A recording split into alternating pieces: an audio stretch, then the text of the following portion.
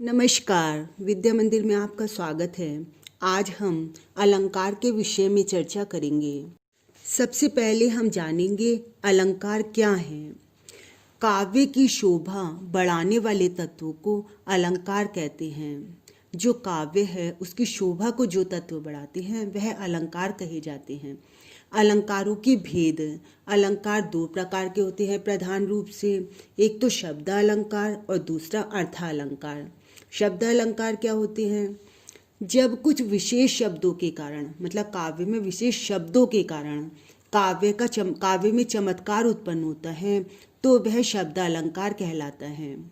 अनुप्रास, यमक तथा श्लेष यह सब शब्द अलंकार हैं। अर्थालंकार, जहाँ काव्य में अर्थगत चमत्कार होता है, मतलब काव्य में अर्थगत चमत्कार, वहाँ पर अर्थालंकार माना जाता है।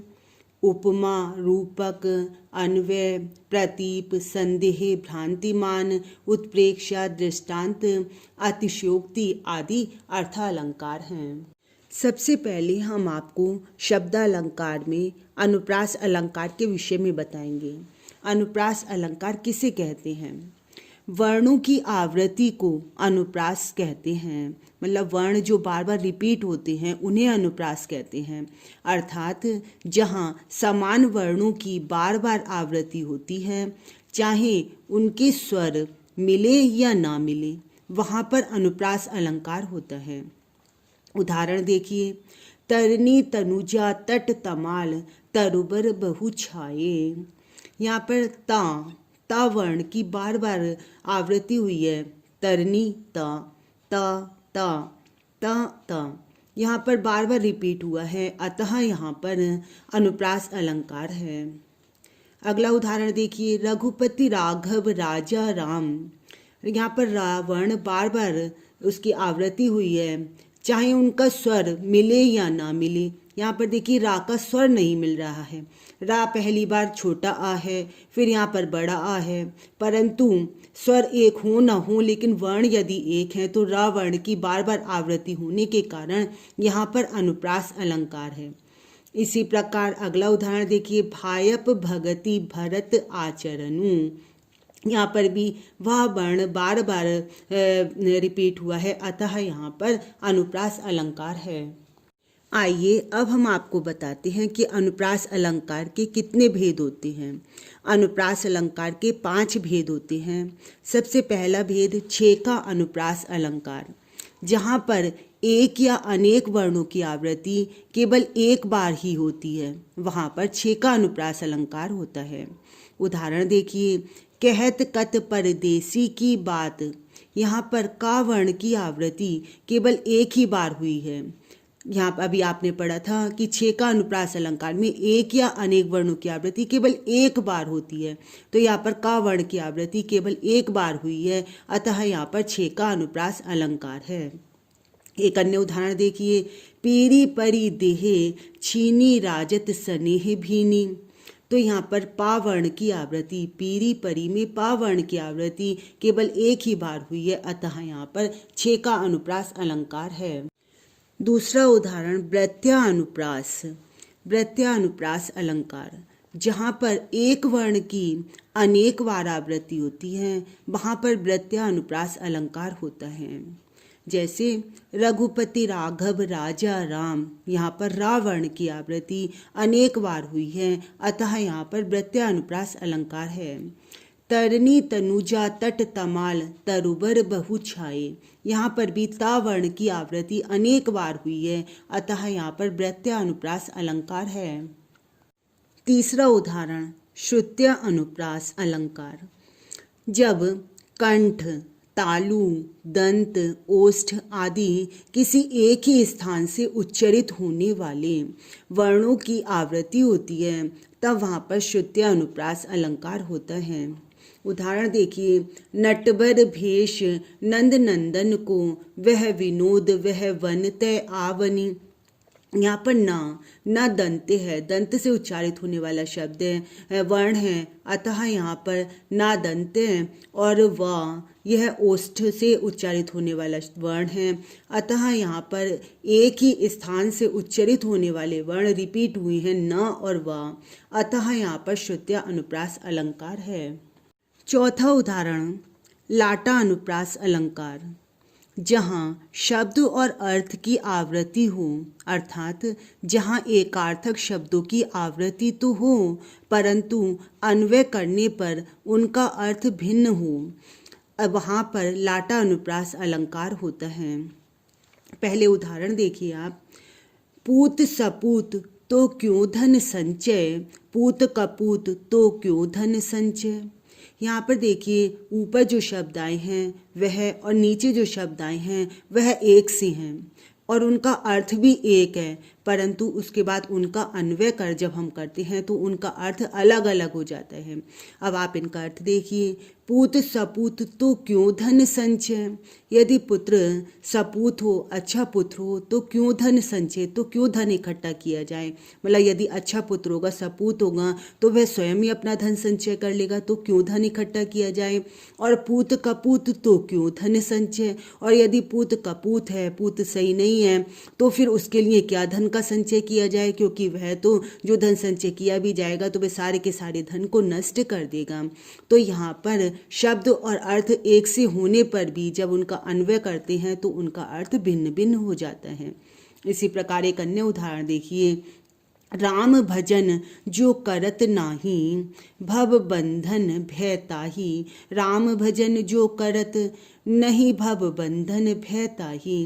देखिए ऊपर की पंक्ति और नीचे की पंक्ति में शब्द एक हैं, उनका अर्थ भी एक है, परंतु अब जब हम उनका अन्वय करेंगे तो उनका अर्थ भिन्न भिन्न हो जाएगा। देखिए राम भजन जो करत नाही, जो राम का भजन नहीं करते, भव बंधन भय ताही, उनके लिए संसार के बंधनों का भय होता है। और जो राम भजन जो करत, जो राम का भजन करते हैं, नहीं भव बंधन भय ताही, उनके लिए सांसारिक जो कष्ट है उनका कोई बंधन नहीं होता। अतः यहाँ पर लाटा अनुप्रास अलंकार है, क्योंकि यहाँ पर शब्द और अर्थ एक होते हुए भी अन्वय करने पर उनका अर्थ अलग अलग हो जाता है। पंचम भेद अंत्य अनुप्रास अलंकार। जब छंद के शब्दों के अंत में समान स्वर या व्यंजन की आवृत्ति होती है, वहाँ अंत्य अनुप्रास अलंकार होता है। उदाहरण देखिए। गुरुपद रज मृदु मंजुल अंजन, नयन अमीय दृग दोष निभंजन। यहाँ पर देखिए छंद के अंत में ना वर्ण की आवृत्ति हुई है। यहाँ पर ये दोनों समान हैं, अतः यहाँ पर अंत्या अनुप्रास अलंकार है। एक अन्य उदाहरण देखिए। कहत नटत रीझत खिजत, मिलत खिलत लजियात। यहाँ पर ता वर्ण की आवृत्ति बार बार हुई है अंत में। कहत नटत रीझत खिजत, मिलत खिलत लजियात।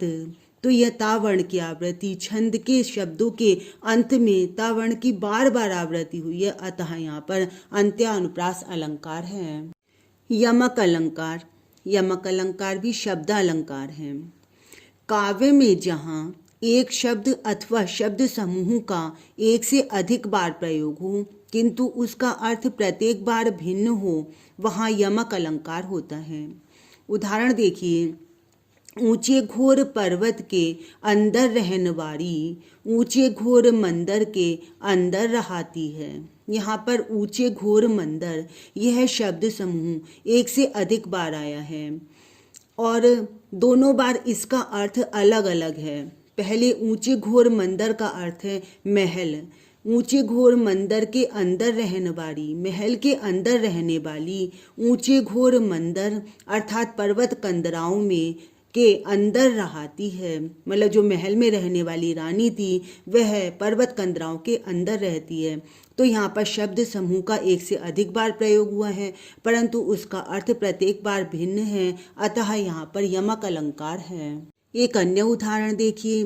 ऊधो जोग जोग हम नाही। यहाँ पर जोग शब्द का 2 बार प्रयोग हुआ है। पहले जोग का अर्थ है योग साधना तथा दूसरे जोग का अर्थ है योग्य।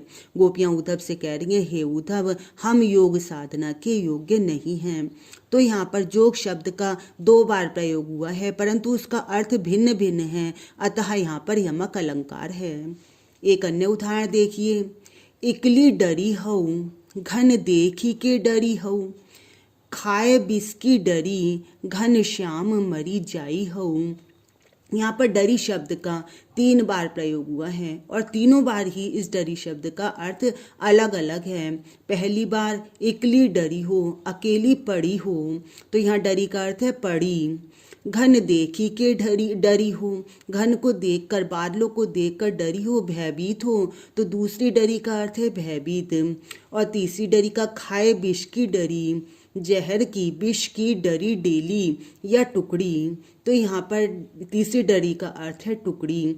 तो यहाँ पर तीनों बार इस डरी शब्द का अर्थ अलग अलग है, अतः यहाँ पर यमक अलंकार है। श्लेष अलंकार, यह भी शब्दालंकार है। काव्य में जहाँ एक शब्द का एक ही बार प्रयोग होता है और उसके एक से अधिक अर्थ होते हैं, वहाँ श्लेष अलंकार होता है। उदाहरण देखिए। रहीमन पानी राखिए, बिन पानी सब सून, पानी गए ना उबरे, मोती मानुष चून। यहाँ पर जो तीसरी बार पानी का प्रयोग हुआ है, वह पानी शब्द तो एक ही है, परंतु उसके अनेक अर्थ हैं। देखिए, मोती के पक्ष में पानी का अर्थ है चमक, तथा मानुष के पक्ष में अर्थात मनुष्य के पक्ष में पानी का अर्थ है प्रतिष्ठा, तथा चून अर्थात आटे के पक्ष में पानी का अर्थ है जल। यहाँ पर पानी शब्द एक ही है, परंतु उसके 3 अर्थ है, चमक, प्रतिष्ठा और जल, अतः यहाँ पर श्लेष अलंकार है। श्लेष अलंकार का एक अन्य उदाहरण देखिए। चिर जीवो जोरी जुरे, क्यों ना सनिह गंभीर, को घटी ए वृष भानुजा, ए हलदर के वीर। यहाँ पर वृष भानुजा तथा हलदर यह दोनों ही श्लिष्ट शब्द हैं।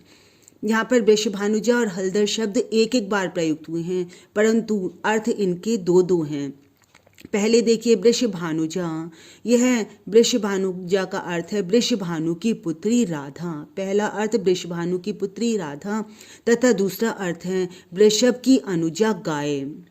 इसी प्रकार हलदर, हलदर का एक अर्थ है बलराम श्री कृष्ण तथा हलदर का दूसरा अर्थ है हल को धारण करने वाले बैल।